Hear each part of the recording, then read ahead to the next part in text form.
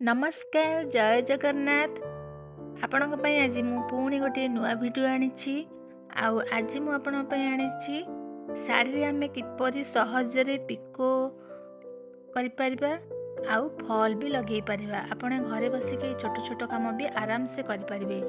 तेणुक मुझे मोर electric machine use करुच्ची। यही machine review मुझे केत देखे नेबी। बर्तमान चलते आम ए सिलाई आरंभ करिया। से मत प्रेशर फुड चेंज करा पड़ो कहीं नॉर्मल प्रेशर फुडटा लगे नॉर्मल स्टिचिंग जेहेतु प्रथम आम शाढ़ी की पिको करवा से मत पिकोर प्रेशर फुडटा दरकार पड़ो।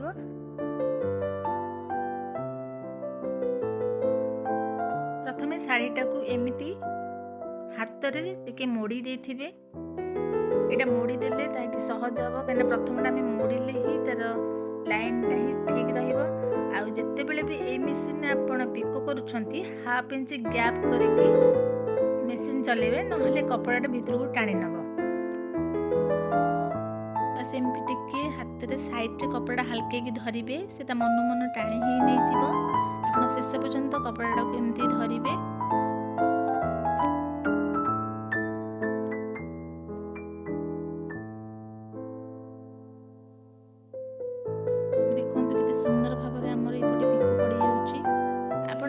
छोट छोट काम निजर घरे बसिक आराम से करें। आप कौन दुकान बजार को जावाक पड़ोनी। यहीपरि भाव में आम शाढ़ीटा को देखते भल भाव में आम पिको कर देखते बहुत सुंदर भी देखा जाउची।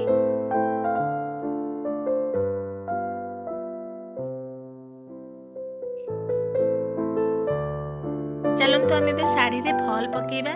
से शाढ़ीटा को आपण पछपटू गोटे हाथ गैप छाड़ी देबे। आउ से खड़ी दाग देदेबे। गोटे हाथ पूरा मापी नेबे जोटा कि आम अंटारे खोसु। प्रथमे फलटा खोली देबे तार दुई पट साइड को हाफ इंच गैप रे फोल्ड करिवे। देखो मुझे करुच्ची केते सहजरे आपण एमती काम सब छोट छोट घरे आराम से करें। आपन टेलर दुकान को जमा जावाक पड़ोनी। आपणकर भी शिखिबार हो। देखो दुई पट साइड को एमती हाफ इंच फोल्ड करदे। आ से फोल्ड पट को आमको तल पट को रखिकी तल पट को आम मेसीन रे सिलाई मारदेबा।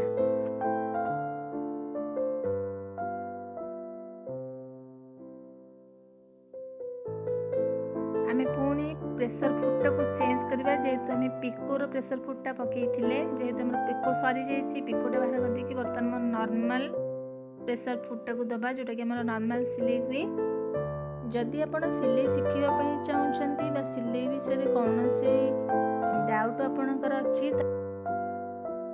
आपण ये घरे बसिकी छोट छोट काम करके भी इनकम करेंगे। जमीक आम डबल सिलाई हो काज बटम हो कि आम एमती शाढ़ी मुह सिलाई फल युवाक आप छोट मोट इनकम भी करेंगे। एवं चलते आम शाढ़ी फल पकईवा।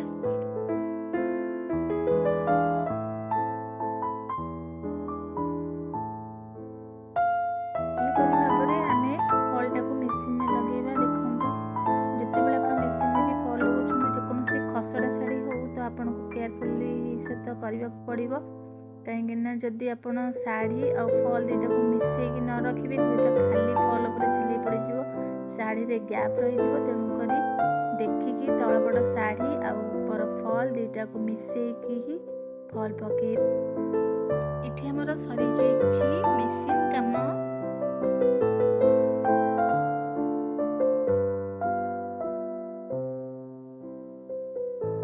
एबे चलते देखा आम ऊपर पट केमी लगेगा।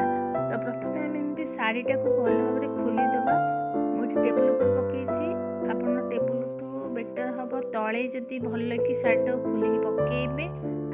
आईभा देखो मुझे छुंची केमती नहीं बड़ बड़ करके गोटे इंच गैप लाखे देके शाढ़ी टांका मारे ताकि आम शाढ़ी आ फल दुईटाक लक हो। आपन शाढ़ीटा को तलपट फल लगे सारापर पूरा खोलिकी एमती पारिदेवे। आउ पूरा बड़ बड़ करके टांका देवे मैंने बड़ बड़ गैप आम जमी 1.5 इंच 2 इंच लाखे बड़ बड़ जोटा कि बहुत सहज होता है। शाढ़ीटा को आ फलटा को लक करके रखी थाए। जितेबाला आम हेमिंग बा करे आमको किसी असुविधा हुए। यहीपरि भाव में बड़ बड़ 2 इंच गैप लाखे देकी टांका आपण देदेवे।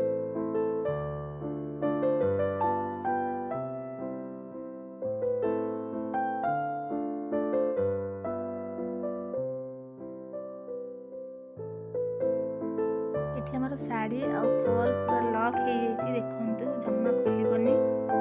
बर्तमान आम साइड पट्टा को सिलाई करदे। एठी मु हेम सिलाई पकाउनी नॉर्मल सिलाई पकाउछि जेमति हमर मशीन पडुछि देखंतु एई भलिया हाफ इंच गैप रे देकी आपण छोट छोट सिलाई पकेबे। आपण चाहिले एठी हेम भी करि परिबे नले एमति नॉर्मल भी सिलाई करि परिबे। मु तो आज पसंद कहार हेम करनी नॉर्मल ही करिछि। आपण को जोटा सुविधा लागि आपण सेटा ही करिवे।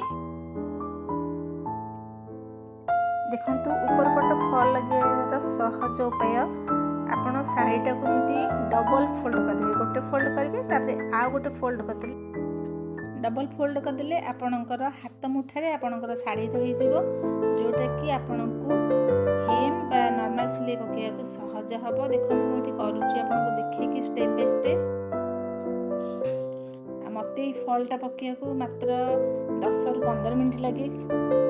एठी मु कोनोसी पीढ़ा पट्टा किबा कार्डबोर्ड यूज करूनी नॉर्मल हमर हाथ मुठा देखंतु मोर साड़ी अछि मु आराम से केमती स्पीड भी सिलाई कर दउची। एटा मु नॉर्मल सिलाई करूची। आपण भी जदी किछि सिलाई भी सिखि नाहंती खाली हाथ सिलाई शिखछंती बा नॉर्मल सिलाई शिखछंती तो आपण एटा को घरे भी आनी कि साही पड़िसा मानकर करि परिबे। सेति पे आपण गोटे फॉल लगले आपण को 50 रु 80 टका भीतर मिलिबो। तो आपण जत्ते खंड भी फॉल लगेबे से अनुसार आपण आपनका पारिश्रमिक नेबे। देखंतु एठी मोर साड़ीटा संपूर्ण भाव में फॉल लगी सारी। तो बर्तमान आमर ये शाड़ी रे फॉल लगे काम सरी जाइए। तो पूर्वर आम जो टांका मारी बड़ बड़ बर्तमान तक आम रिमूव करदे काढ़ीदे। जदि आपको मोर ये भिडियोटी भल लगी तो ये आपको आगु भिडियो दरकार तो आप प्लीज जनइबे। रहुछि नमस्कार।